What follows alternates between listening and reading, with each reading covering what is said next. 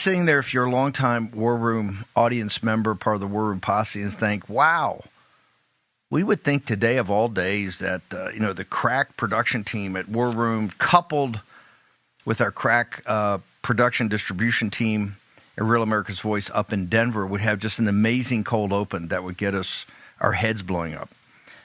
We do have that, but we want to kind of bifurcate this into signal and noise. Last night, it was pretty obvious when President Trump came back and on the plane had a 1.5 hour phone call from Air Force One. The hour and a half, 1 hour was with Zelensky and a half hour was with the EU. The leaders of, certainly the leaders of the European Union. Remember, the objectives for this war from the beginning for the globalists are to have Ukraine as a member of the European Union and a member of NATO. Okay, full stop. That's what they've instigated this war over the longest period of time. Yes, they talk about democracy and all that, yet they overthrew in the color revolution a democratically elected, although a rigged, definitely, but a rigged, or at least had all the aspects of a rigged election back in Ukraine. Russia got the candidate they want. But the color revolution overthrew that. And Zelensky, you can't say Zelensky's any more democratic since he essentially has dictatorial powers and refuses to have another election. And now you've seen the rancor in his parliament, and particularly around his corruption and the cronies and oligarchs around him, the corruption.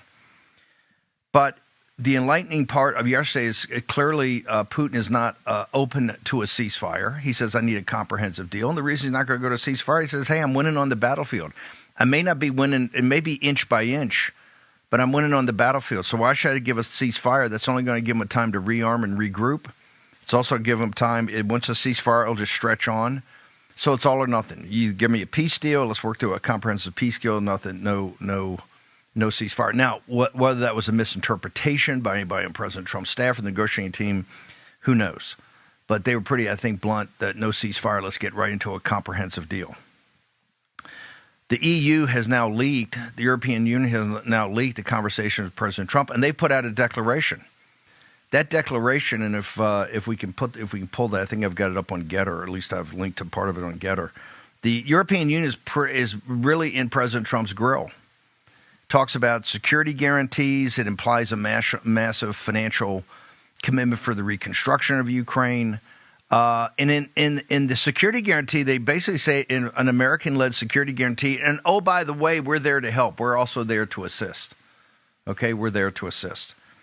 Zelensky's put out a series of if that's not bad enough, Zelensky's put out a series of demands. And he's been invited to the White House on Monday. He's put a series of demands out, of which the security guarantee and the financial reconstruction is all part of it. So if you have the massive financial, and we've talked about the Ukraine deal, which we don't love. In fact, we hate it. But if it leads to some getting some sort of peace, maybe it's okay. The minerals deal, this is much different than that. And more importantly is the American security guarantee, which is equivalent to Article 5 of NATO.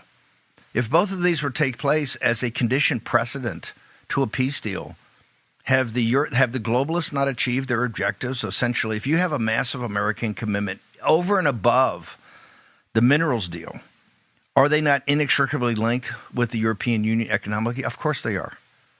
And if we have the equivalent of an American-led, or as they said, even on I think NBC News put up, or excuse me, it was Axios this morning, put up in a summary that it's been leaked by the Europeans and by Zelensky that the Americans are warming to a bigger commitment on American security guarantee. Is it not equivalent to having them in NATO?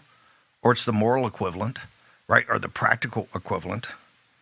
So I want to go through two things. One, the warning yesterday on the show, and then what happened. And then that's going to take the A block. Then the B block, we have a traditional cold open. We're going to show you all the vitriol of President Trump. Nothing President Trump can do in this regard is good enough for him. Remember, this is the globalists and the globalist media that started this war. The only thing I would say to you, I think a perfect outcome is like the outcome we're getting right now with the seditious conspiracy in the multiple criminal grand juries that are going on right now that John Solomon talked about, that first you defeat them and then you try them. This whole situation of how we got so deeply involved in Ukraine, how the money got there, the weapons got there, what the Americans said, what the British said, what they all said, all has to, at some point in time, have the same exact criminal grand jury you're seeing on the seditious treason of Obama and Comey and Brennan and all of it. And many of those characters will be involved in this too. This is a crime how we got in this situation.